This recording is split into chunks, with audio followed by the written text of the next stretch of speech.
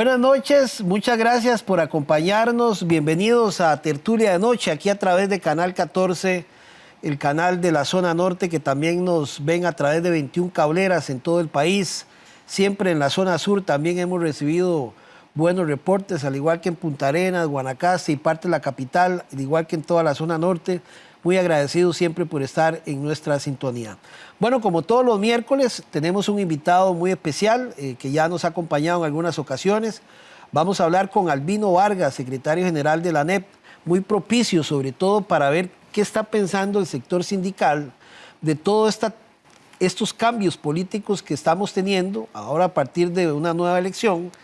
Ya hoy, precisamente hoy que estamos aquí en este programa, el gobierno próximo de don Rodrigo Chávez prácticamente ha completado ya los nombres de su gabinete, quienes nos van a acompañar como ministros en presidencias ejecutivas, en fin, lo cual hay caras conocidas, otras caras que no conocemos, pero que bueno, la expectativa está puesta en un presidente electo que ofreció bastante en campaña, bajo el lema "Yo me como la bronca", y estamos a la expectativa, sobre todo el pueblo costarricense, de qué va a ocurrir en los primeros 100 días de su gobierno y si efectivamente don Rodrigo Chávez va a firmar esos famosos decretos que se comprometió a firmar una vez que asumía el gobierno.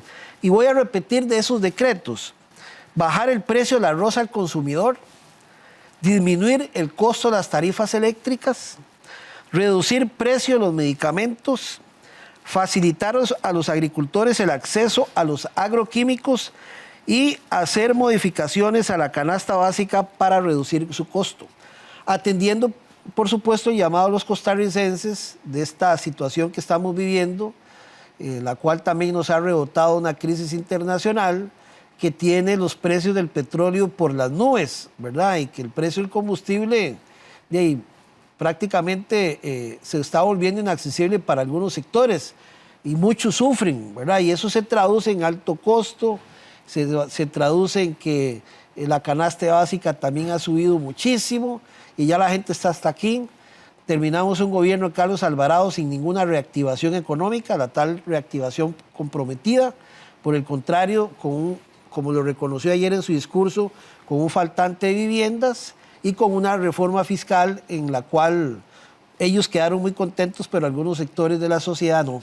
Por lo tanto, hoy hemos invitado a Albino para conversar con él sobre estos temas que tanto nos ocupa. Pero agradecerle a Albino, como siempre, su disposición por acompañarnos en Tertulia Noche. Bienvenido.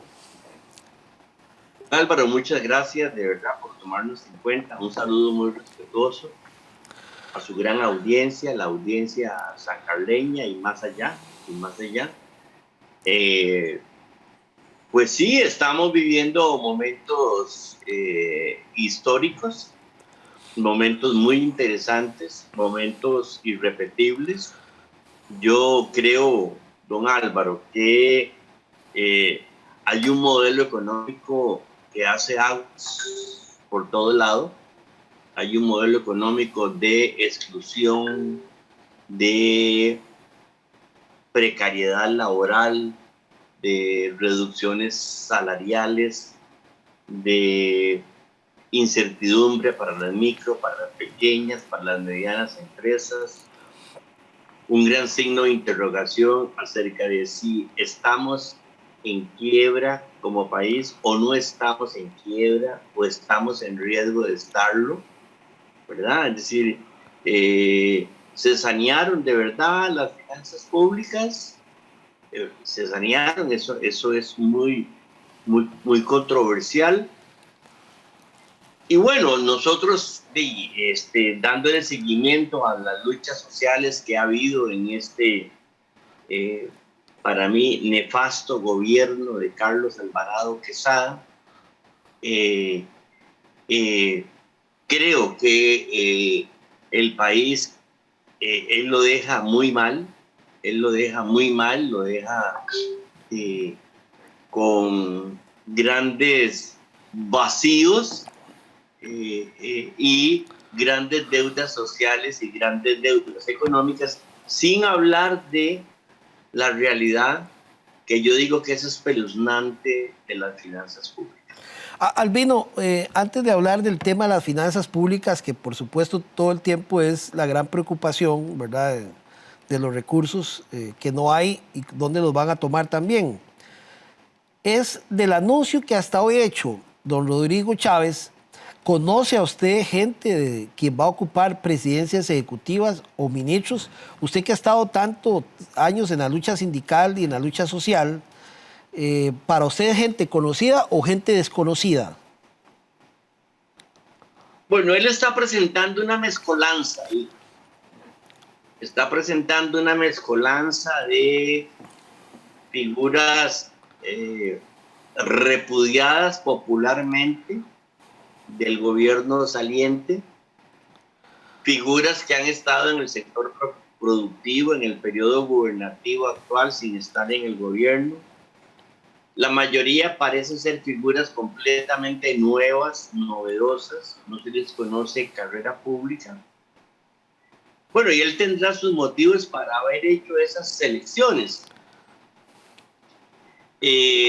Lo que sí parece necesario es que resaltar que como que no encontramos unidad en esa diversidad, como que no encontramos una articulación estratégica, a no ser que efectivamente el fuerte liderazgo que don Rodrigo Chávez mostró en campaña, ¿verdad?, un liderazgo duro, un discurso fuerte, un discurso contundente en algunos temas, sea indicador de que él los va a alinear a todos y a todas en su visión de la Costa Rica del siglo XXI, ¿verdad? Entonces, como que habría que darle el beneficio de la duda, ¿verdad? El beneficio de la duda para saber si, a pesar de ser tan diversas esas personas, de procedencias tan diferentes, armónicamente tocan bien para la orquesta de gobierno. Albino, por lo menos en el gobierno de Carlos Alvarado, el vicepresidente de la República, Marvin, no me acuerdo su apellido, Rodríguez, Carlos Alvarado por lo menos dijo, él va a ser el designado para el sector social, por decir algo. No vamos a valorar si lo hizo bien o mal. Pero en esta nueva presidencia de la República, por lo menos he visto varios detalles. Que nombra un ministro de la Cámara de Industrias, ¿verdad? Y nombra de la Cámara de Exportadores también nombra a una ministra. Igualmente hay un representante como diputado de Defensa del Consumidor, digamos. Es un triángulo interesante, ¿verdad? Desde el punto de vista de un sector económicamente que siempre anda buscando cómo expandirse más. Pero no veo a nadie ahí, por eso le preguntaba si usted conocía a alguno de ese gabinete que va a tener don Rodrigo Chávez, pero no se anuncia a nadie que lo articule con un sector social que indudablemente es muy representativo en el país y tendrá muchas cosas que decir, y que ahora vamos a hablar de agendas para el sector social que se espera que se cumplan. ¿Qué opina al respecto? ¿Eso es una señal o es normal en un gobierno? No, es una señal de que estamos hablando de un gabinete pro-empresarial, de un gabinete que integra figuras empresariales, un gabinete que está marcado por la lógica dominante de los últimos años, ¿verdad? No necesariamente hay figuras que uno diría están destinadas a la defensa del empleo público o de la institucionalidad, ¿verdad? Entonces, no, usted no encuentra una figura ahí que le genere confianza desde la acera de los sectores sociales. Por lo menos es lo que estamos viendo ahorita, ¿verdad? Ahorita. Habría que ver si efectivamente él mismo presidente, es el puente ¿verdad? Si él está efectivamente comprendiendo bien y abre una puerta para que los sectores sociales más bien le lleguen directamente y no a las diferentes carteras ministeriales o institucionales, ¿verdad? Pero lo que uno más o menos intuye o uno ve o uno siente es no ver la claridad de esa puerta para sectores sociales, que la hubo con el señor Marvin Rodríguez, pero en realidad tampoco fue gran cosa, ¿verdad? No crea usted que el señor Marvin Rodríguez en el gobierno de Alvarado fue la octava maravilla en articulación de sectores, en canalizador de la demanda de sectores sociales, no. Más bien fue como una figura decorativa esencialmente. Así es que, perdón, entre un gobierno y otro, pues importantes sectores sociales no estamos así como quien dice esperanzados, digamos, de una articulación eficiente de manera directa con el nuevo gobierno. Ojalá se produzca. Albino, ¿qué sabe usted de los acuerdos a que se llegó en Asamblea, pasando al Poder Legislativo, para lograr que Rodrigo Arias fuera presidente del Congreso, pero rapidísimo, ¿verdad?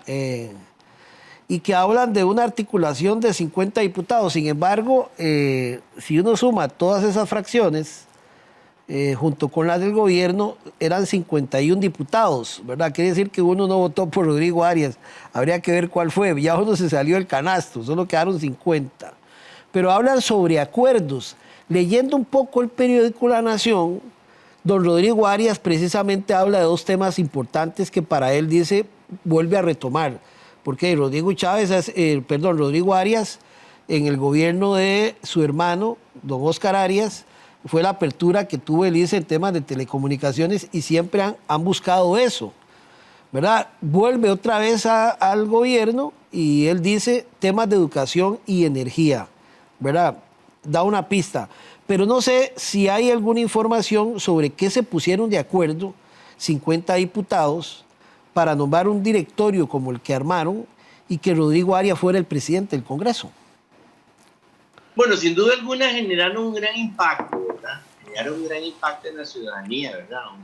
Un directorio y un presidente legislativo con 50 votos, no sé hace cuánto tiempo no se ve, ¿verdad? Entonces, obviamente generaron un impacto. Pero por lo menos a nuestras tiendas no ha trascendido. ¿Qué pudo haber mediado para semejante votación mayoritaria, verdad? No ha trascendido. Si usted conoce a Rodrigo Arias bien, o a los Arias como tal, pues hace tiempo ellos de alguna manera también tienen intereses, ¿verdad? En la famosa apertura eléctrica, ¿verdad? Es decir, eso sigue siendo un acariciado nicho de negocios, una fuente de lucro que todavía está ahí y que no ha podido ser tragada por la lógica del mercado de manera completa. Pero no tengo ahorita ninguna noción en específico sobre eso. Claro, y esos 50 diputados, por lo menos yo a la única fracción que veo haciendo control político es al Frente Amplio. Otros los veo muy plegados a esos acuerdos políticos que hay. Y como usted señalaba, mucha tendencia económica se ve en el gobierno, pues supuesto que don Rodrigo viene del Banco Mundial y los temas de los números es lo que más controlan. ¿Cree que esta administración va a tener una agresividad, digamos, aperturista, que quizás no lo lograron los Arias? Bueno, mire, la mayoría de la Asamblea Legislativa, sin duda alguna, tiene una definición ideológica que no podemos menospreciar. Pro mercado, pro iniciativa privada, ¿verdad? Es decir, el gran dilema de nuestro tiempo a estas alturas de los niveles de desigualdad, el gran dilema de nuestro tiempo es cuánto mercado y cuánto Estado, ¿verdad? Ahora, es real que en Costa Rica los grandes negocios de servicios públicos todavía en propiedad del Estado no se han hecho. Es tarea pendiente. recurrente de un gobierno a otro y recurrente desde el punto de vista de la reacción de la ciudadanía o los grupos sociales y sindicales, ¿verdad? Eso está ahí. Todavía no vemos declaratoria de guerra, llamémoslo así, ¿verdad? Pero eso está ahí, ¿verdad? ¿Cuánto mercado, cuánto Estado? Ahí hay fracciones pro mercado muy radicales, como la del liberal progresista, ¿verdad? Que nos hace pensar que ese debate será candente, ese debate será inevitable y ese debate va a generar mucha reacción dentro y fuera del Parlamento. Claro. Hay un punto interesante que uno comienza a ver a nivel legislativo desde muchas perspectivas. Lo primero es que tiene candidatos a la presidencia recién pasados, ¿verdad? Elif Faisán, además de un diputado, se va a convertir en un político con aspiraciones presidenciales y que posiblemente también Fabricio Alvarado los tenga. Y alguno que otro por ahí comience a salir. Lo otro es que esta votación del Congreso, por lo menos la percepción es que hay una cohesión muy grande. Pero hay una realidad, Albino, también. El progreso social, Rodrigo Chávez llega bajo una plataforma de un partido que prácticamente no es partido político, ¿verdad? Y en Costa Rica ya los partidos políticos no existen. La gente elige sobre lo que percibe una persona, pero que a nivel ideológico, cuando tienen que cohesionarse para coincidir como partido, se desgrana. Y el gran ejemplo de eso es Restauración Nacional. ¿Ve? Ya los Prendas se le fueron y los hermanos separados siguen separándose más desde Justo Orozco, ahí vienen. Entonces, la gran pregunta es, si todavía no hay información sobre qué se pusieron de acuerdo, ¿usted cree que esa asamblea se pueda mantener cohesionada por un tiempo, viendo que tienen una tendencia aperturista desde el punto de vista de las instituciones del Estado, o considera que esa asamblea en poco tiempo va a comenzar a verse la realidad política que tiene cada una de las fracciones? Esa asamblea legislativa podría. Pero vamos a ver, primero, al igual que la que pasó, hay poderes extraparlamentarios. No nos engañemos. Hay poderes extraparlamentarios que les gusta legislar desde afuera hacia adentro del Parlamento. Y algunos de esos poderes se expresan a través de cierta prensa que fue vapuleada en las elecciones pasadas. Dejémonos de cuento, pero las matrices mediáticas dominantes no estaban con el actual presidente electo, ¿verdad? Entonces, eso va a jugar ahí, va a jugar. ¿Cuánto margen tenga el gobierno para controlar eso? Es la gran interrogante. Pero nosotros vamos a ver ahí en el Parlamento esas matrices mediáticas abogando por los intereses corporativos detrás de ellos, ¿verdad? Entonces, esa asamblea legislativa químicamente pura no lo es. No lo es. Y más tarde nos vamos a dar cuenta que cuánta mezcla tiene adentro y afuera. ¿Cuál cree usted que pueda ser el comportamiento de ese gobierno, ahora que usted hablaba de intereses externos de la prensa? Ahora que estaban un poco preocupados por un proyecto que hay ahí, que no le da mucha posibilidad a los medios de darle más seguimiento a los temas de corrupción y eso. ¿Usted cree que este presidente lo vete?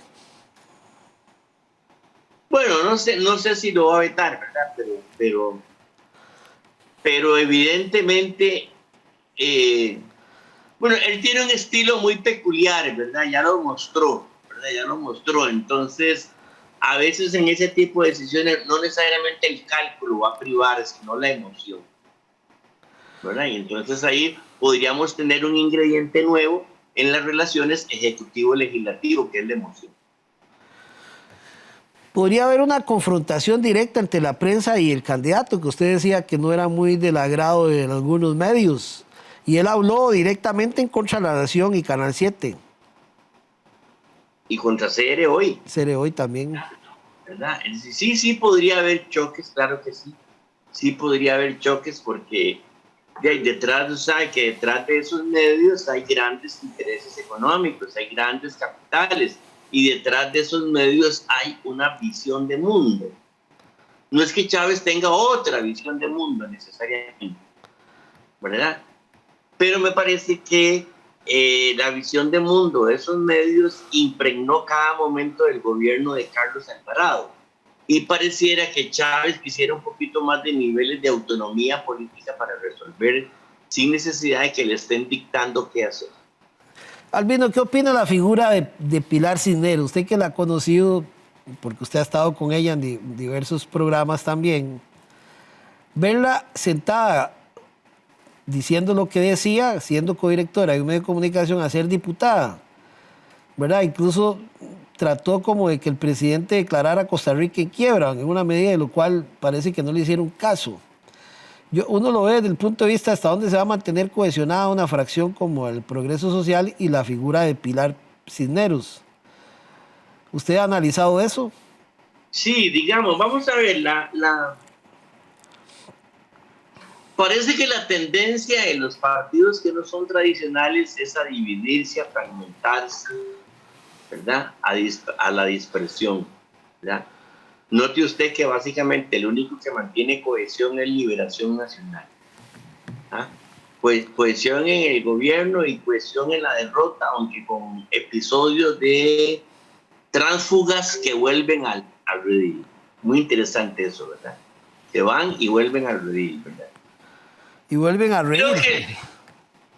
Creo que el fenómeno de doña Pilar es sui generis desde el punto de vista de que pues ella desde las salas de redacción vio muchas cosas que no le parecían bien, se matriculó con algunas de esas cosas que le defraudaron y creo que ella entiende que en estos momentos la democracia se corporativizó en exceso, ¿verdad?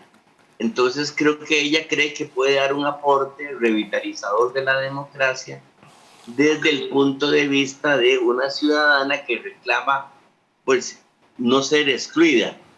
El tema de la quiebra del Estado, yo creo que ella dijo lo correcto.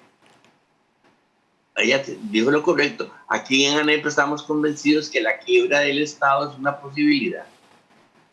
Evidentemente la nación sale y la desmiente, la pone contra la pared, la golpea, y corre en carrera a una figura de alto relieve del nuevo gobierno como el primer vicepresidente y lo pone a abrir la boca, ¿verdad? Pero imagínense, con el nivel de endeudamiento que tenemos con relación al PIB, con el pago de intereses de la deuda, del orden de los 8.000 millones de colones diarios, yo no sé cuánto vamos a aguantar. Sí. Ahora que usted señala eso, Albino, ¿qué tanta movilidad económica va a tener este gobierno? Sobre todo que el mismo Rodrigo creo que dijo que iba a eliminar unos 74 impuestos, creo, un poco más. Donde algunos más bien decían que cuando era ministro de Hacienda pretendía subir el IVA al 16%. ¿Cuál es la realidad económica que conocen ustedes del país ahora que usted daba esos números por el margen que va a tener este gobierno de movilidad?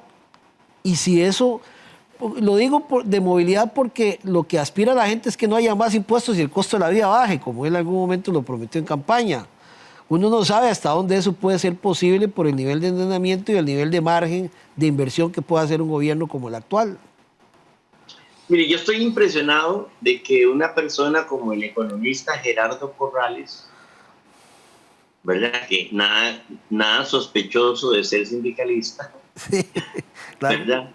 Esté planteando que hay que hacer una renegociación de los intereses de la deuda. Que es lo que ANEP viene planteando hace meses y meses y meses. No es posible vivir con ese pago diario de intereses de la deuda pública y hay que hacer algo. Sobre todo que ese pago de intereses de la deuda pública, como dicen de manera caricaturesca, es de el bolsillo izquierdo del Estado que le paga intereses al bolsillo derecho del Estado o viceversa, ¿verdad? O viceversa. Don Gerardo está diciendo que hay que renegociar el pago de intereses de la deuda, de la caja, del INSS y del Recope en bonos del Estado, ¿verdad? Entonces el panorama, para nosotros el panorama va encaminado a que hay que hacer algo con la deuda interna y con el pago de intereses de la deuda pública. Porque y toda la plata se le va a ir a Chávez en pagar intereses de la deuda. Habla de eliminar impuestos. Nadie quiere nuevos impuestos. No se hace nada por el lado de la evasión y la elusión fiscales. Y entonces todo lo que se recauda es para pagar intereses. Imagínese usted que para que su audiencia pueda entender mejor esto del pago de intereses de la deuda pública, usted, mi persona, el camarógrafo, el chiquito de escuela, la señora del mercado, la señora que atiende una soda, el joven desempleado, el joven con empleo, etcétera, etcétera. Todo costarricense vivo en estos momentos, sin importar edad, sin importar clase social, sin importar posición económica, todo costarricense vivo, en promedio, tiene que sacar 45,000 colones mensuales para ponerlos para el pago de intereses de la deuda pública. No el principal, no, intereses de la deuda pública, ¿verdad? En promedio 45,000 colones, ¿verdad? O si lo quiere un poco más gráficamente, todos los ticos vivos, todas las ticas vivas, tenemos que sacar 1.500 pesos diarios para los intereses de la deuda. Eso no es sostenible, ¿verdad? Eso no es sostenible, entonces algo tienen que hacer. Y eso va a afectar las promesas de campaña de don Rodrigo Chávez Robles. ¿Usted cree que sea posible, mediante decreto ejecutivo, cumplir con los primeros 6 decretos que se prometió el presidente? Sobre todo bajar la luz o bajar los medicamentos. Él lo puede hacer, pero seguramente le cae una lluvia de recursos de amparo, probablemente, ¿verdad? Los intereses corporativos detrás de estos monopolios probablemente le caigan, ¿verdad? Pero me parece que él debería hacerlo para que quede en evidencia los intereses corporativos egoístas que vienen acumulando con estas excesivas cargas sobre servicios públicos y bienes de necesidad urgente de toda la población. Albino, antes de ir a la pausa y para después hablar de la agenda del sector social, digamos, de ustedes para este nuevo gobierno, Francisco Nicolás presenta un proyecto que le devuelvan un porcentaje del ROP a los trabajadores. ¿Qué opina usted al respecto? Y es que eso es una jugada para ayudarle al sector bancario financiero, al sector, a las garroteras públicas y privadas. Sí, porque mi plata, el ROP, no va a pasar por mis manos. Yo nada más tengo que autorizar a dónde caiga. Ah, no es que a mí me den la plata. No, papito, no le van a dar la plata. Es si yo digo, tengo una deuda con el Banco Nacional, denle esa plata al Banco Nacional. Sí, para que me rebaje la deuda que tengo, o para pagar un atraso de 6 meses, o para ponerme al día con o evitar un embargo, una cosa así. No, eso no es para usted. No. Eso es para alimentar el sistema bancario. Claro, es que la plata de sus pensiones, queda que grave. La plata complementaria de su pensión, claro, que usted la consuma en endeudamiento circunstancial. Aquí estamos diciendo una medida que debería ser la correcta, sí, demagógica, populista, lo que usted quiera, pero lo que debería hacer es una condonación de la deuda obrera del 30%. Si esa deuda que yo tengo está requete contrapagada con los intereses que me han cobrado. Albino, pero pues no le han dicho la... Me han cobrado.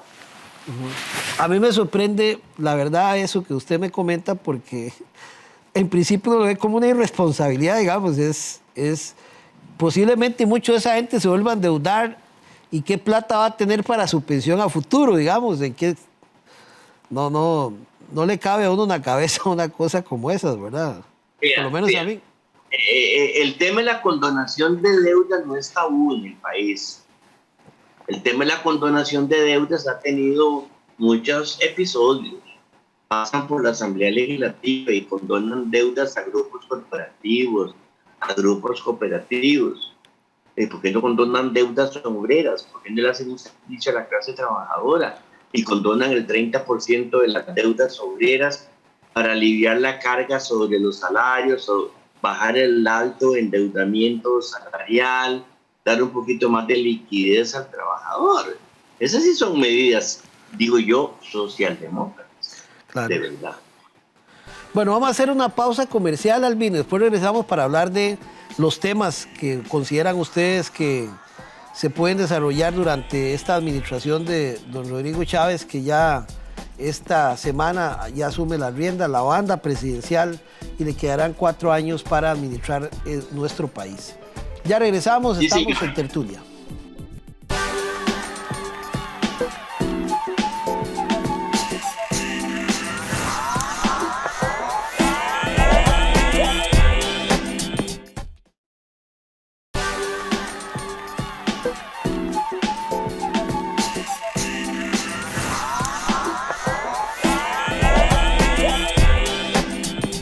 Bien, continuamos en esta tertulia de noche conversando con Albino Vargas, secretario general de la ANEP, sobre estas perspectivas que hay del nuevo gobierno que ya asume a partir de esta semana. Albino, ¿los han llamado a ustedes a conversar o espera que los llamen a conversar? ¿O cómo va a ser ese acercamiento entre ustedes y el gobierno? ¿Cómo espera que sea? Bueno, le cuento que hace unos días yo recibí una llamada telefónica de don Rodrigo a mi número celular. Yo se lo conté aquí a todos los compañeros y compañeras del equipo de ANEP. Habló de un café para conversar. Yo le dije que sí, por supuesto. Yo le dije que lo sepa Raimundo y todo el mundo. Y él me dijo que una vieja canción de antaño decía: que lo sepa quien lo sepa, ¿verdad?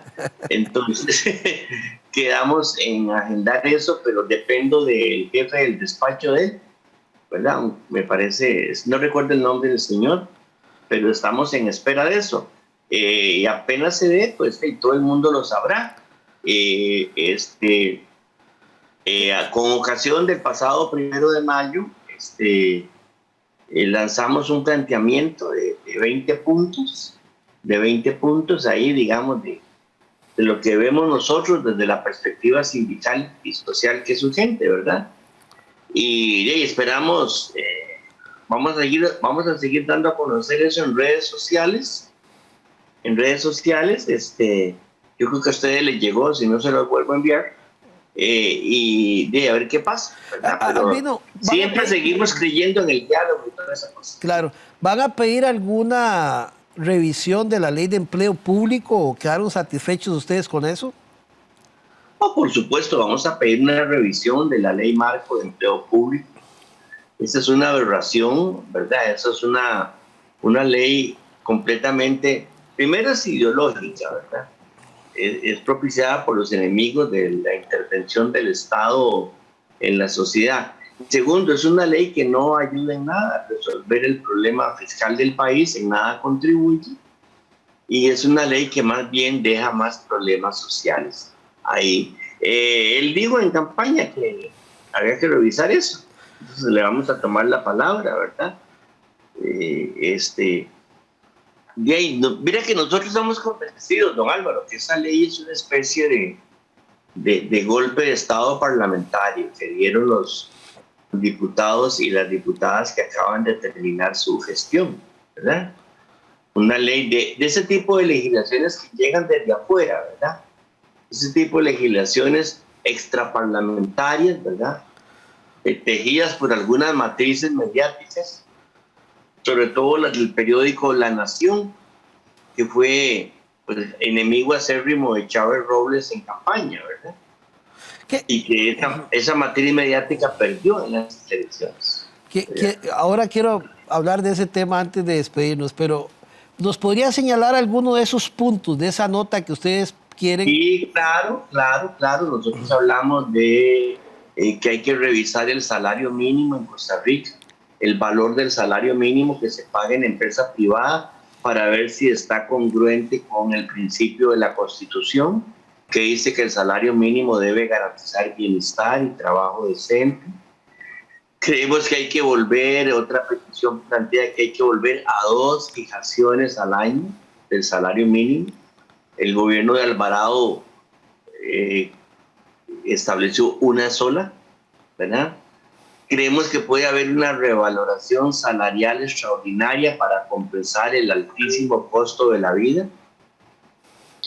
El artículo 53 del reglamento del Consejo Nacional de Salarios lo posibilita. Nosotros hablamos de 3 o 4 sectores privados para discutir una revaloración salarial especial, extraordinaria, por alto costo de la vida. Obreros bananeros, obreros piñeros, choferes de autobús, trabajadores de la seguridad privada, por ejemplo, ¿verdad? Planteamos eso. Planteamos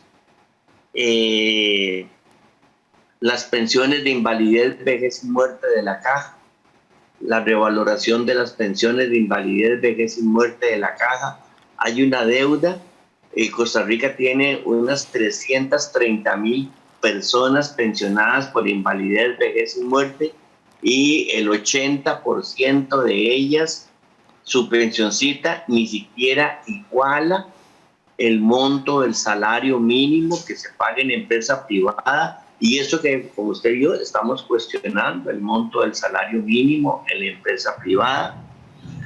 Queremos saber si el señor Chávez Robles está de acuerdo en rediscutir la última decisión de la Caja arbitraria de aumentar la edad para pensionarse, de rebajar el monto a recibir.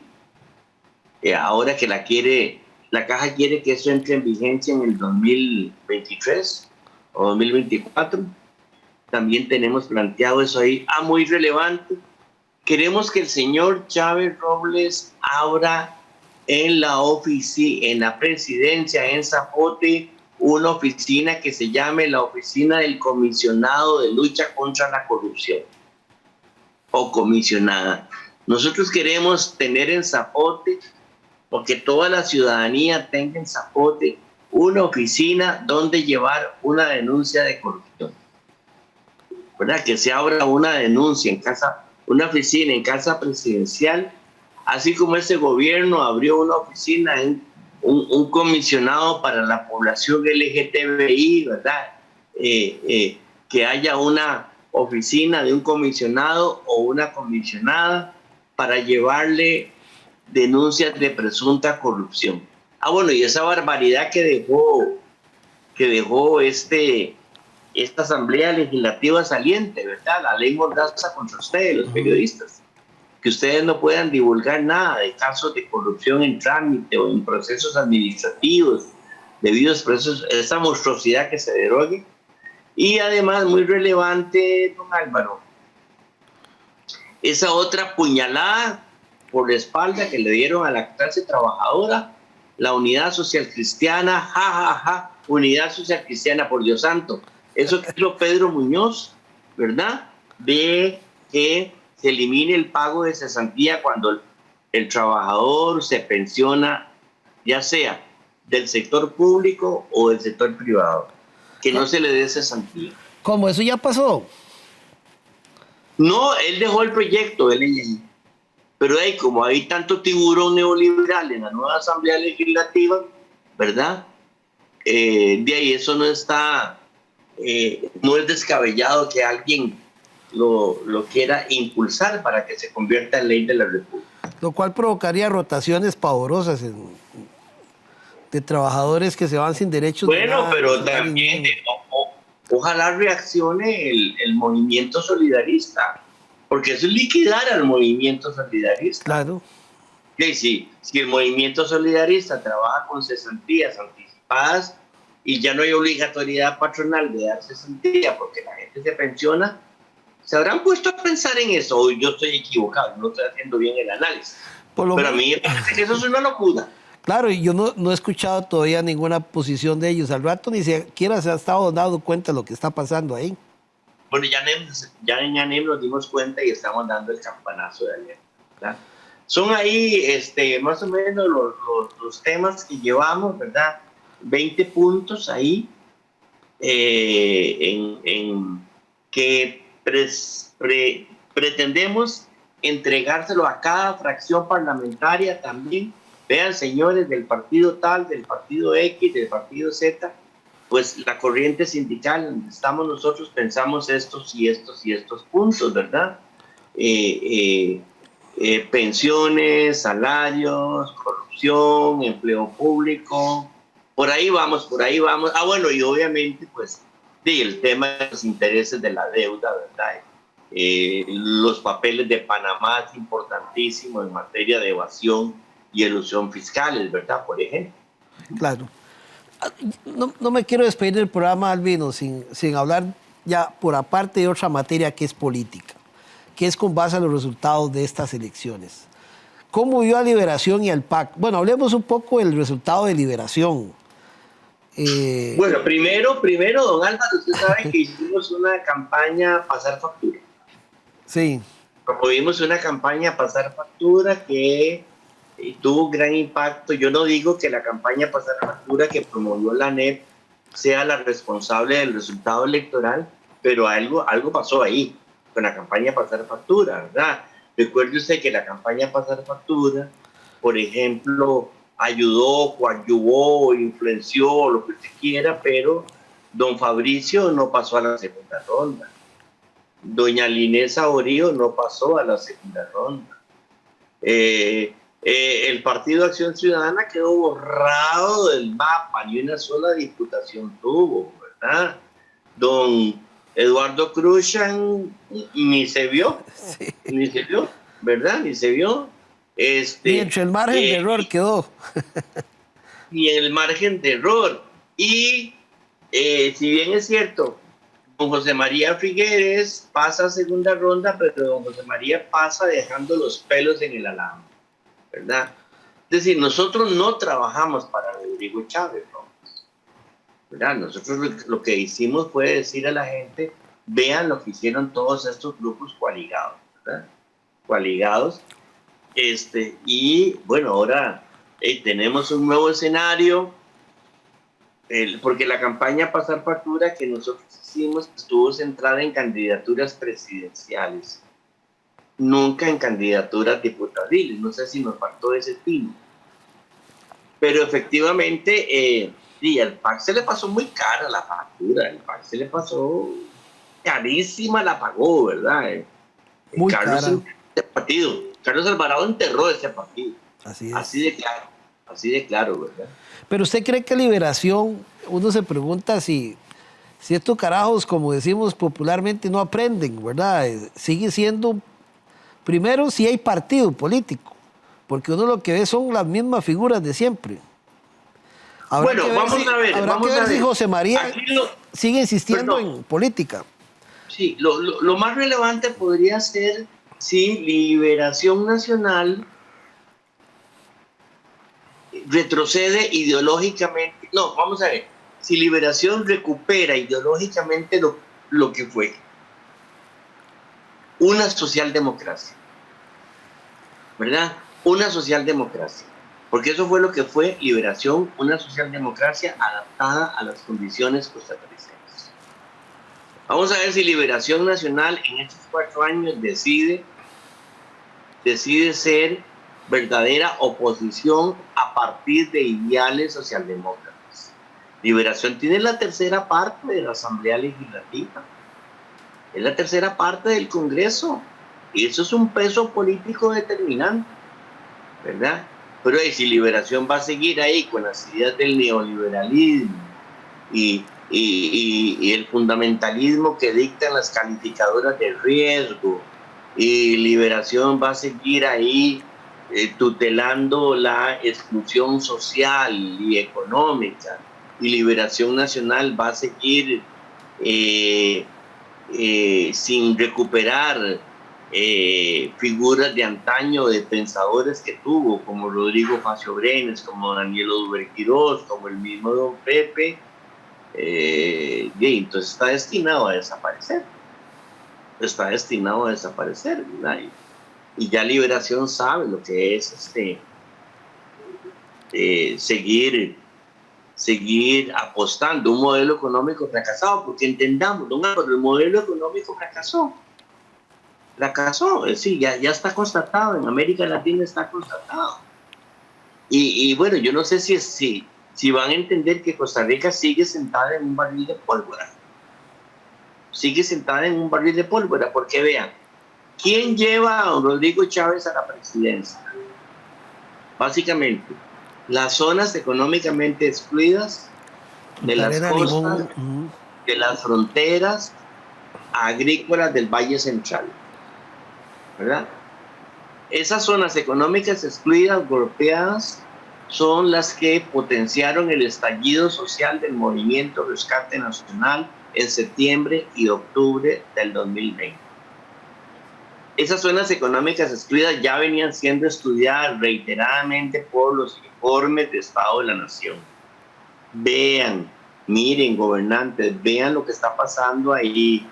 El Estado está en retiro, las políticas públicas están en retiro, el narco está avanzando, el narco se está posicionando. ¿Ah? La vapuleada que se lleva a Liberación en Limón es de antología. Claro. ¿Ah? Entonces, si no se comprende que se ocupa políticas públicas agresivas para atajar la exclusión social, y eso no lo da el neoliberalismo. En Limón no van a comer macroeconomía, la macroeconomía no llena estómagos.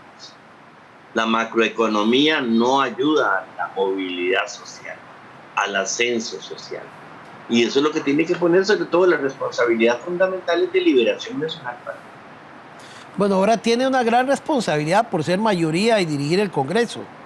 Habrá que ver si esa conciencia que usted señala de partido va a quedar en manos de Rodrigo Arias o la hija de Antonio Álvarez de Santi, o otros liberacionistas que están ahí, si realmente están pensando en seguir con sus ideas o realmente crear acciones que le permitan al Partido de Liberación resurgir. No sé si las viejas figuras, incluso del mismo José María Figueres, va a querer seguir en política. Yo creo que después de estos resultados no lo va a querer hacer. Pero bueno, Antonio Álvarez dijo que no volvía y volvió. Bueno, Antonio volvió por interpósita mano, ¿verdad? Y en esa fracción Figueres tiene lealtades comprobadas, ¿verdad? Así que tampoco lo descarta, ¿verdad? Porque en política no hay muertos, está bien eso, en política sí, no hay muertos, ¿verdad? O los muertos que usted mata en política gozan de buena salud, ¿verdad? Sí. Pero entonces lo que hay que rescatar es un ideario. Jovencillo, yo estuve en ese partido. Jovencillo, yo fui militante socialdemócrata, no me da vergüenza reconocerlo. Como fui militante de izquierda, tampoco, eso me dio una formación humanista que a mí me permite hoy entender la importancia de las garantías sociales de los años 40 del siglo pasado, la importancia de defender los valores supremos de la Constitución política del 7 de noviembre de 1949 y entender cómo la lucha social de hoy en día se puede nutrir, se puede alimentar, tiene que beber de nuevas fuentes que están en las declaraciones de derechos humanos. Es maravilloso, ¿verdad?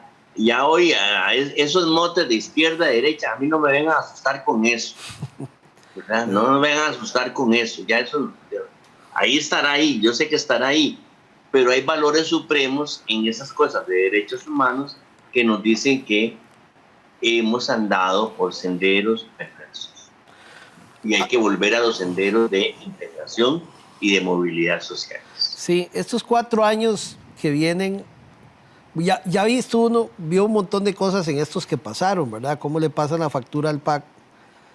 Pero habrá que ver muchas otras en estos 4 años. Creo que la expectativa es muy grande a todos los niveles, ¿verdad? De cuánto puede realmente un gobierno hacer por todo lo que prometió y las otras fracciones del compromiso que van a tener con su gente como partidos políticos para el futuro. Eso es una. La otra, Albino, para ir cerrando, ¿vas a ir a la traspaso de poderes y los invitan a ustedes a eso o no? En primer lugar, no he sido invitado. Nadie de ANEP ha sido invitado. Y si nos invitan, no iremos. Pero en otras ocasiones sí los han invitado o no. No somos del agrado de los que llegan a la presidencia. Y tampoco nos preocupa. No, por supuesto, pero uno diría que por cuestiones, digamos, de protocolo. De protocolo y cordialidad deberían estar todos los sectores ahí viendo al presidente, porque al final van a ser... Uno sabe que eso se tiene que dar, es parte del protocolo de la democracia electoral, pero recuerde que esa democracia electoral está muy agotada, ¿verdad? Esa democracia electoral está tan agotada que los diputados, estos mismos diputados de hace un tiempito, le metieron una palabrita muy importante al artículo 9 de la Constitución. La democracia también es participativa. Usted ve al gobierno de Rodrigo Chávez desde el punto de vista, digo yo, religioso, porque dicen que lo va a bendecir un pastor y un católico. Cerca de las iglesias y alejados de los grupos LGTBI, proaborto y este tipo de cosas, que son temas que fueron importantes en los gobiernos anteriores, ¿verdad? Incluso izaron una bandera. Bueno, yo creo que la gente en Costa Rica en su mayoría en Costa Rica tiene creencias religiosas, tiene creencias espirituales. Somos cristianos, aunque de diferentes denominaciones, ¿verdad? Y entonces, si él se reivindica religioso y va a llevar a un pastor y va a llevar a un sacerdote católico, pues en buena hora. Yo no creo que tampoco vaya a discriminar a la gente LGTBI, porque también son criaturas de Dios, ¿verdad? Son criaturas de Dios, no son engendro del infierno, ¿verdad? Esas personas. Lo que yo sí creo es que ahora, ojalá don Rodrigo le dé prioridad a los derechos humanos, pero conceptuados integralmente, ¿verdad? Sí. Es que el PAC cometió un error, tratar de venderle a la sociedad que los derechos humanos eran simplemente los de la población LGTBI, que efectivamente eran derechos humanos, pero discúlpeme, los derechos humanos también son libertad sindical. Y hay un documentazo extraordinario que nosotros vamos a tocar la puerta para explicárselo a don Rodrigo, que es la sentencia de la Corte Interamericana de Derechos Humanos, la Corte IDH sobre libertad sindical, negociación colectiva y derecho de huelga con perspectiva de género. Una sentencia que aquí en Costa Rica habrá que respetar, que habrá que hacer valer, y de eso nos vamos a encargar en ANEP, porque repito, los derechos humanos es algo más que los derechos humanos a los que tienen derecho minorías étnicas, minorías religiosas, minorías políticas o minorías discriminadas por orientación sexual. Albino, muy agradecido por su compañía en este programa. Muchas gracias, como siempre, por atendernos y compartir la visión de ustedes, porque es muy importante ver distintas visiones. La verdad, aquí hemos tenido diferentes personas hablando de diferentes temas y siempre nos gusta que ustedes también tengan su espacio aquí para que poder conversar libremente, y creo que también es un espacio que gusta mucho a la audiencia cada vez que compartimos con usted, al igual que con otros. Yo siempre estoy muy agradecido con ustedes, de verdad, don Álvaro. La gente suya que hace este programa, que hace verdadera libertad de expresión. Uno sabe que a través de usted, de su programa, uno le llega mucho sancarleño, mucha sancarleña, y de verdad, en esos 4 años que pasaron, tuvimos el honor de estar de cerca de personas luchadoras sociales sancarleñas y reencontrarnos con ellas a través de Tertulia de Noche es un honor. Así que estamos a la orden y pura vida. Buenísimo. Muchas gracias y ahí estaremos conversando, porque habrá de mucho de qué hablar en este nuevo periodo presidencial. Muchas gracias. Sin duda alguna. Gracias. Hasta luego. A ustedes también por habernos acompañado en este su programa Tertulia de Noche. Nos recuerden que este programa se retransmite los domingos a las 7 de la noche. Y aquí los esperamos, como siempre, en Canal 14. Un abrazo para todos. Nos vemos la próxima semana. Chao.